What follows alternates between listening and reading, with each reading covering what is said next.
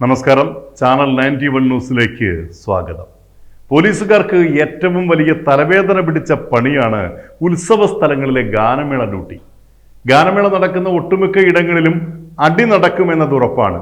അങ്ങനെ ഒരു ഗാനമേള ഡ്യൂട്ടിക്ക് ശേഷം അർദ്ധരാത്രി കഴിഞ്ഞ് വീട്ടിലേക്ക് പോകുന്ന വഴിക്കാണ് ശ്യാം പ്രസാദ് എന്ന ഉത്തരവാദിത്തമുള്ള ഒരു പോലീസുകാരൻ ഒരു പക്ക ക്രിമിനലായ ജിബിൻ ജോർജിന്റെ ചവിട്ടേറ്റ് ദാരുണമായി കൊല്ലപ്പെട്ടിരിക്കുന്നത്. വീട്ടിൽ പോകുന്ന വഴിയിൽ ഒരു പെട്ടിക്കടയുടെ മുന്നിൽ കണ്ട ആൾക്കൂട്ടം അവിടെ നടന്ന അതിക്രമത്തിൽ ഇടപെടാതിരിക്കാൻ ധാർമ്മിക ബോധമുള്ള ഈ പോലീസുകാരന് കഴിഞ്ഞില്ല.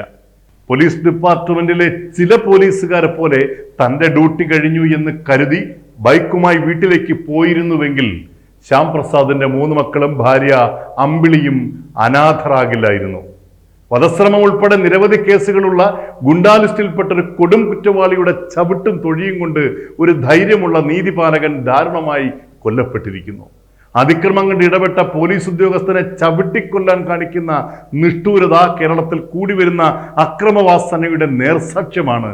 അത് കോട്ടയം തെള്ളകത്ത് സംഭവിച്ചിരിക്കുന്നു. പാലക്കാട്ട് ജാമ്യത്തിലിറങ്ങിയ പ്രതി അയൽക്കാരനായ അമ്മയെയും മകനെയും കൊലപ്പെടുത്തിയിട്ട് ദിവസങ്ങൾ മാത്രം. പോലീസിന് മുന്നിൽ ഹാജരാകാൻ നിർദ്ദേശിക്കപ്പെട്ട ദിവസം ആലപ്പുഴ ചെന്നിത്തല സ്വദേശി പ്രായം ചെന്ന സ്വന്തം മാതാപിതാക്കളെ വീട്ടിൽ പൂട്ടിയിട്ട് കത്തിച്ചു വന്ന കേസ് കഴിഞ്ഞയാഴ്ച. ബാലരാമപുരത്ത് 2 വയസ്സുകാരിയെ ജീവനോടെ കിണറ്റിലെറിഞ്ഞു കൊന്ന സംഭവത്തിന്റെ ഉള്ളുലച്ചിലിൽ നിന്നും കേരളം മുക്തമായിട്ടില്ല.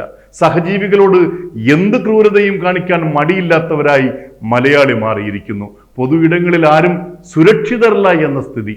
ലഹരിയുടെ വ്യാപനത്തിനൊപ്പം നിയമവിരുദ്ധ ശക്തികളുടെ നീണ്ട ശൃംഖല കൂടിയാണ് രൂപപ്പെടുന്നത് എന്നതിൽ തർക്കമില്ല. അങ്ങനെ കുറ്റകൃത്യങ്ങളുടെ എണ്ണത്തിലും ഭീതിതമായ കുതിച്ചുകയറ്റം നടക്കുന്നു.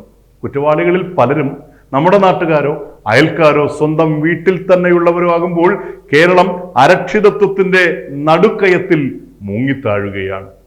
പൗരാവകാശങ്ങളും ക്രമസമാധാനവും തകർക്കുന്ന മട്ടിലേക്ക് അക്രമ സംസ്കാരം വളരുന്നത് നമ്മൾ ഏറ്റവും ഗൗരവപൂർവ്വം കാണണം.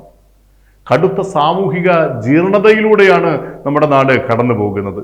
പോയ കാലത്തെ നവോത്ഥാന പാരമ്പര്യത്തിന്റെ പെരുമ അയവിറക്കിക്കൊണ്ടിരിക്കാതെ ഈ വർത്തമാനകാലത്തെ വെല്ലുവിളിയെ നേരിടാനാണ് രാഷ്ട്രീയ പാർട്ടികളും സാമൂഹിക സംഘടനകളും വ്യക്തികളെന്ന നിലയിൽ നമ്മൾ ഓരോരുത്തരും ശ്രമിക്കേണ്ടത്, ശ്രദ്ധിക്കേണ്ടത്.